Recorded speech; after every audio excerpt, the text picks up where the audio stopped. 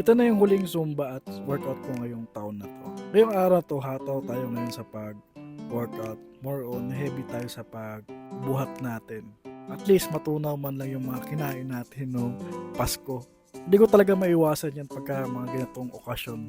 At patapos na tong taon na to, another celebration na naman. At kaliwat kanan na handaan. Kaya tara, samahan niyo ako sa day 79 ng daily vlog ko. Gusto ko lang malaman nyo na bago matapos tong taon na to, hindi ako hihinto sa pag-daily vlog ko hanggat hindi ko pa na-achieve yung goal ko. Ano nga ba yung goal ko, mga kabilog? Ito yung mapakita ko sa inyo na habang tumatagal sa pag-daily vlog ay pumili itong tawan ko at merong changes in the future. Dahil consistent naman ako sa pag-workout ko, wala pa akong mintis maski isang beses. Bago matapos tong taon na to, napangako ko for the next year, ilang ito yung resultang makikita ko. Mas more improvement pa at malaki yung pagbabago.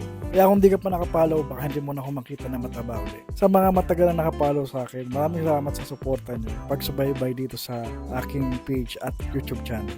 Dahil 31 na, naghahanda kami ng mga ihain namin ngayong isasalubong na bagong taon.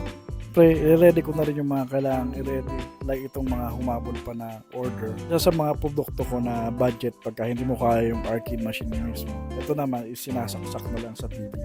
Kaya tinatawag ko itong portable arcade machine. Anywhere pwede mo itong dalhin, basta meron kayong TV tsaka kuryente. Hindi kayang pagganahin ito sa power bank basta may 12 volts na sa akin kasi may mga power station na merong 12 volts. Actually sa display meron na rin naman yung maliliit, yung mga DTP. Pwede pa talagang dalhin lalo na pagka nagka-camper ba or nag-out of the place ka. Pwede mong dalhin to. Kaya kahit saan ka magpunta, pinapil mo pa rin yung retro arcade machine classic na nilalaro mo. Ito yung mga favorite games ko nung panahon. Tinetesting ko muna bago natin i-deliver. And after nito, diretso na kami ng grocery. Mamimili muna kami ng kailangan namin. So natural na rin itong mga end of the year. So lagi talaga kami naghahanda. Kumbaga traditional na talaga. Hindi talaga iwasan since nung bata pa ako, naghahanda talaga si mama at papa pagka end of the year. Ito yung pinaka-best setup para sa akin. Dito kami sa harap ng bahay. Parang lang nanonood lang kami ng sinihan. Yan. Tama namin yung speaker namin ni Utol, yung JBL na yan. At ayan, sa dami ng handa, hindi ko alam kung ano kakainin ko o magda-diet pa ba ako. Lahat yan, luto ni Mrs. At yung ibang mga pagkain naman, dala ng mga kapatid ko. This is the first time na magkakasama kami magkakapatid kasi last year hindi kami magkakasama, kumbaga yung isa wala dito. So ngayong taon na to, magkakasama kami. Yun nga lang, hindi na nga lang namin kapiling si mama. Medyo malungkot. Pero kailangan nating tanggapin. Siyempre, hindi mawawala itong mga fireworks bago kami magtahan mamaya. Ayan. So, ito yung mga sample na ikaw na tawag dito. Fountain. Ayun, nalala ko na. Tapos si AirPods naman, yan, hilig niya yan pagka New Year, nagpapalipad ng quitis. Medyo marami rin kami nabiling quitis eh.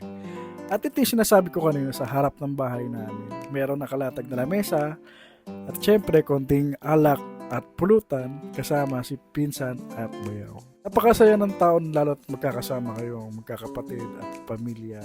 Enjoy kayo magpaputok, kung ano man ginagawa nyo pagka end of the year.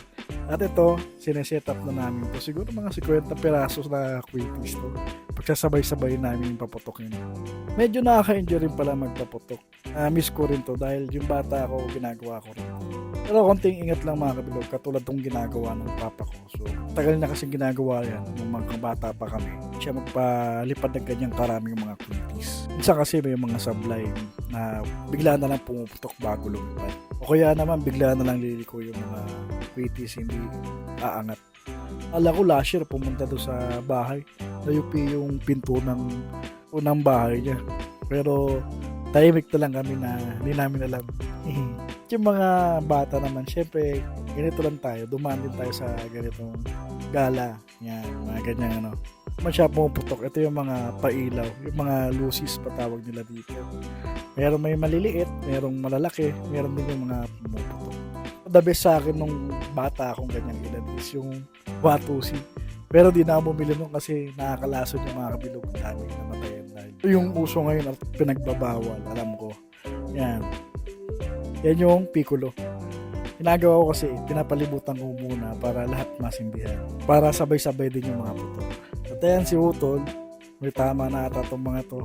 Masabay na tayo dito sa vibes ng kinakanta nila. Marami man tayong pinagdaanan ngayon na ubok ngayong taon, hirap at ginhawa. Ipin lang natin na nandyan yung Diyos na ginagabayan pa rin tayo. Kahit masakit man yan, tingin mo hindi tama. Siguro masasabi ko na lang yun na pagsubok talaga yun ng Diyos na para sa atin kung kakayanin mo ba talaga. Kung magmumukmuk ka lang dyan at wala kang gagawin sa buhay mo, sasabay ka lang dun sa mga temang hindi mo minumove on, wala mangyayari sa'yo. Kung nasaan man ako ngayon, labat lang ako, tuloy lang ako sa balak ko sa buhay. Dahil minsan lang tayo sa mundong ito, enjoy natin yung mga bagay-bagay na habang nandyan pa sila, ulitin yung araw na magkakasama kayo at masasaya kayo. Alam niyo mga kabilog, darating din yung panahon na kayo na lang mag-isa ang magse-celebrate ng end of the year. O siya, masyado na namang madrama si kabilog. Itong set na ginagawa namin is this the last set of Witties. So may 100 pa kaming natira, inuubos na namin for setup ng alas 12. So papatukin namin ngayon yan, pag putok ng 12, magka-countdown na kami, sasabay namin yan. Well, hindi namin napuno yan eh. Yung 100, di pala namin naubos yung 100 yan. So, siguro mga nasa 50 or 60 lang siguro yung quitis na yan. At syempre, selfie-selfie muna para may remembrance tayo ngayong taon. At dito, nag-ready na lang kami ng countdown. At nilatag na namin yung sawa nito pagkatapos. Tayong 2K round na sawa. Mamaya, paputukin natin yun. At ayan, sinalang na namin dito sa may bandang gitna para safe, hindi siya sabit dun sa mga wire sa taas kasi merong wire, kaya iniiwasan namin sumabit. Mahirap na magkaroon ng aksidente na hindi natin maiwasan. At dahil mag-aalas 12 na, paputukin na namin itong mga Witties. Ayan, kasabay dyan yung so ako na nagpaputok na yun, parang nagkakaroon ng gera ngayong gabi na to. Itong camera girl ko na bunso, siya muna kumukuha ng mga video. Hindi mga kabilog, mag-ingat kayo sa paputukan. Huwag niyong gagayahin itong ginagawa namin. Kasi kami, sanay na kami sa ganitong ginagawa namin sa pagpapaputok. Kumbaga, huwag niyong hawakan yung mismong paputok pagka nagpapaputok kayo. Kumbaga, nakalapag sa side. Tapos may hawak kayong lighter or extender para hindi maabot yung kamay mo kung sakali man pumutok sa harap niyo yung paputukin niyo. Ito yung second round ng sawa.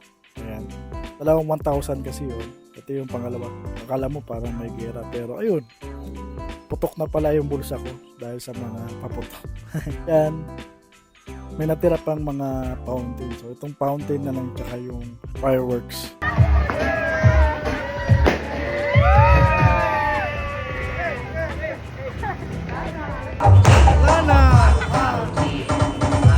At ayun, dahil naubos na yung mga paputok namin at ibang fireworks, itong natira na lang yung ginagawa ni Papa.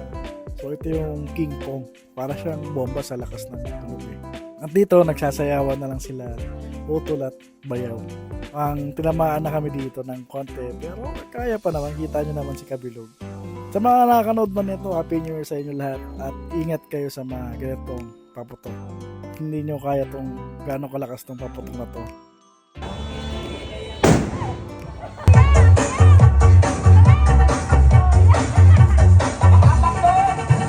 Kita yun, sa lakas ng paputok napapasayaw tuloy ako. Pero last na namin yan. At tuloy na kami sa kainan nito pagkatapos ng paputok. Sa lakas ng paputok na King Kong na to, napapatingin tuloy yung mga kapitbahay namin doon sa may bandang dulo. Yung pinapaputok namin, baka sabihin nila bomba na yun. Makikita nyo naman yung impact ng paputok, parang 0.1 seconds mawawala yung paningin mo. Patapos ng mga malakas na paputok, meron pa pala natirang mga Witties. Yan, sineset up na nila bro at insan. At tuloy pa rin ang sayawan ng mag-asawang to. Si Utol at si Mrs. Yan yung couple shirt nila of the year. Diba? Ang saya ng taon namin na to dahil magkakasama kami yung magkakapatid. Ira lang din mangyari to. Kaya dapat mga ganitong mga okasyon, mag-enjoy kayo at magsaya sa araw na to. At yan si Insa at bro naghahanap ng lighter para mapasin dito mga to. Itong fireworks naman may kasama ng whistle, parang umiiyak pagka pinapaputok. So yun kasi yung natira na parang Witties pala yan. At ito si Angkol napasayaw na sa tugtog. Malakas pa talaga si Uncle at hataw na hataw sa pagsayaw dahil ilang buwan na lang, palipad na rin to papunta na ibang bansa. Siguro mga kabilog, hanggang dito na itong videos na to. Happy New Year sa inyong lahat at mag-ingat kayo sa mga paputok. Ang paputok sa labas lang, wag sa loob. Okay? At kung di ka pa nakapollow sa akin, follow mo na ako ngayon bago magtapos ang taon na to. Sa mga nakasubaybay naman at nakapollow na sa akin, maraming salamat sa inyo and Happy New Year. Takits na lang sa next year daily vlog natin.